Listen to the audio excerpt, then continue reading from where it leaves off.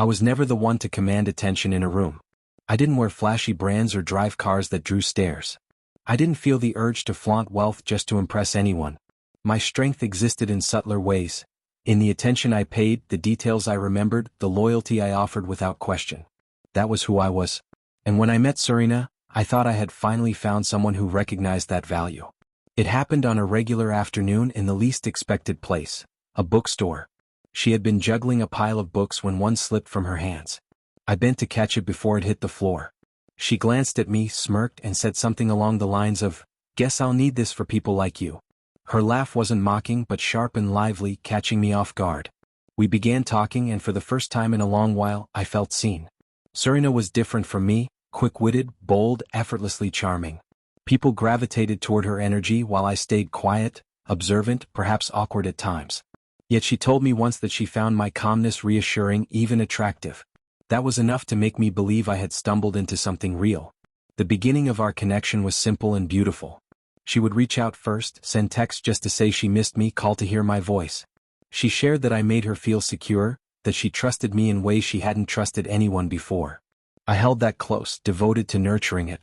I was present when she needed support, celebrated her victories, remembered the smallest things she mentioned. I carried her burdens and protected what we had. I believed that was what love truly meant. But slowly the dynamic shifted, not with drama but with subtle changes. The first sign was how she acted around her friends. There was one dinner when I forgot my wallet. I laughed it off, expecting to cover it another time, but she seized the moment to joke publicly, "He's broke but sweet." Everyone laughed. I smiled, though my stomach twisted. I told myself it was harmless, just teasing. But the teasing never stopped. Stories of my mistakes, my quirks, my awkward moments became entertainment for her social circle, and I was always the punchline. I forced myself to smile, to pretend it didn't bother me. But inside I felt respect slipping away. I wanted to believe she loved me still, but doubt had begun to creep in. The final moment came at her friend Tanya's birthday. The room was alive with music and chatter. Serena had a drink or two too many. When someone asked if I was the one, she replied casually, loud enough for everyone to hear, "He's just a placeholder until the right guy comes along." The laughter that followed hit me like a punch. I searched her face for a hint of apology or playfulness, but there was none, just that same smirk. My chest tightened, but I said nothing. I didn't argue. I didn't beg. I nodded, smiled politely, and walked away. That night I didn't reach out. No calls, no texts. I didn't block her.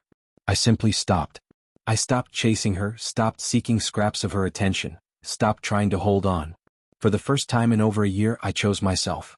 By morning, her messages began, "Where did you go?" I ignored them. "Are you mad?" I ignored those too. 2 days later, 12 missed calls, voice messages filled with apologies, excuses, half-hearted justifications. She even appeared at my door, shifting from frustration to panic, trying to reconnect. But I didn't open it. I watched from the window without the urge to intervene. Eventually her tone changed entirely. No more jokes, no more casual teasing. The messages became pleading, "I miss you. Can we talk? I messed up. Please answer me. You were always too good for me, and I didn't realize it until now." By then I had already shifted. It wasn't about a single remark or humiliation. It was about realizing I had stayed too long with someone who wore away at my self-respect, and that I had allowed it. The hurt ran deeper than anything she had ever said. I moved forward quietly. I returned to routines I had neglected, built my life back piece by piece. Not to prove anything to her, but because I remembered that I mattered. I stopped measuring myself against her approval, stopped questioning if I was enough. I saw clearly that she had never been enough for me. Months later we crossed paths again. At a cafe, book in hand, I noticed her freeze when she saw me. There was a flicker of surprise, maybe hope, in her eyes. She whispered, "Wow," and remarked that I looked different. I smiled, steady and calm. She tried to fill the silence with chatter, laughs, memories of old rhythms. But I didn't falter. I didn't give her the power to shake me. I sipped my coffee, stood and said, "Take care, Serena."